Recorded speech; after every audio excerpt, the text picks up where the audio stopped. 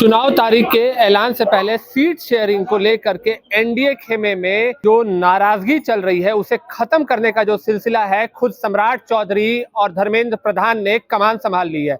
नमस्कार, मैं हूं फलक सिंह और आप सभी का स्वागत हो चुका हमारे चैनल सच टॉक्स पर। आपको बताते चले, पार्टी हम लगातार दावा ठोक रही थी 15 सीटों पर, और अगर उन्हें उनके मन मुताबिक सीटें नहीं मिली तो अकेले चुनाव लड़ने का ऐलान भी जीतन राम मांझी ने किया था।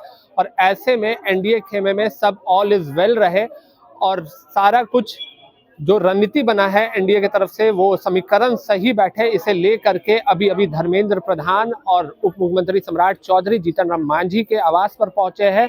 आपको साफ तौर पे हम विजुअल के माध्यम से दिखा रहे हैं कि किस तरीके से धर्मेंद्र प्रधान और सम्राट चौधरी ने खुद कमान संभाली है, क्योंकि जीतन राम मांझी कहीं ना कहीं नाखुश चल रहे हैं सीट शेयरिंग को लेकर के।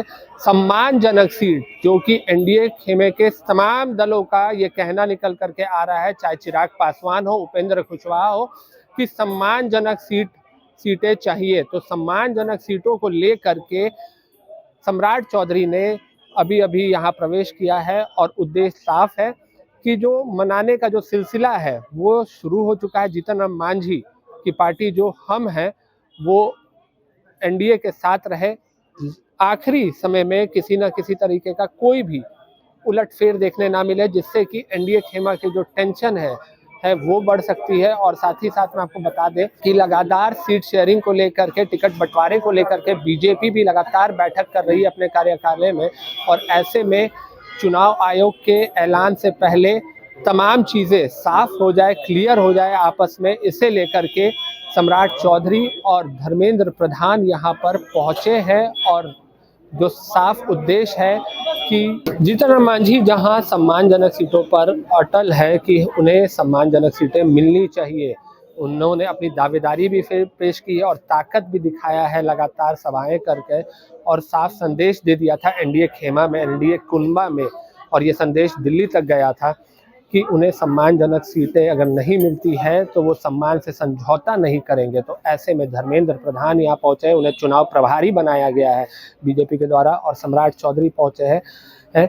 मनाने का जो सिलसिला है वो जारी है। आपको साफ तौर पे हम अंदर के विजुअल्स दिखा रहे हैं कि किस तरीके से जीतन राम मांझी यहाँ पर उपस्थित है सम्राट चौधरी के साथ, और साथ ही में धर्मेंद्र प्रधान। और उद्देश्य साफ है कि जो 243 सीट है उसमें से एनडीए जिस तरीके से सीट बंटवारा चाह रही है, जिस योजना पे काम करना चाह रही है, जो रणनीतियों पर एनडीए सरकार काम करना चाह रही है, वो रणनीति और वो समीकरण सही तरीके से बैठ जाए, गणित जो है पूरे तरीके से सही और सटीक बैठे, इसे लेकर के धर्मेंद्र प्रधान और सम्राट चौधरी जीतन राम मांझी से खुद बात करने के लिए पहुंचे हैं। तो जीतन राम मांझी पर अब बहुत कुछ निर्भर करता है कि क्या जीतन राम मांझी तैयार होते हैं और कितनी सीटें हम पार्टी के हक में आती है, ये बड़ा सवाल है। क्योंकि चुनाव आयोग का आज ही बड़ी प्रेस वार्ता है जिसमें चुनाव आयोग बड़ा ऐलान कर सकता है, तारीखों का भी खुलासा हो सकता है, कितने चरणों पर वोट मतदान होंगे उसका भी तमाम चीज़ें खुलासा हो सकती है। पर उससे पहले एनडीए अपने तमाम समीकरण, अपनी तमाम रणनीति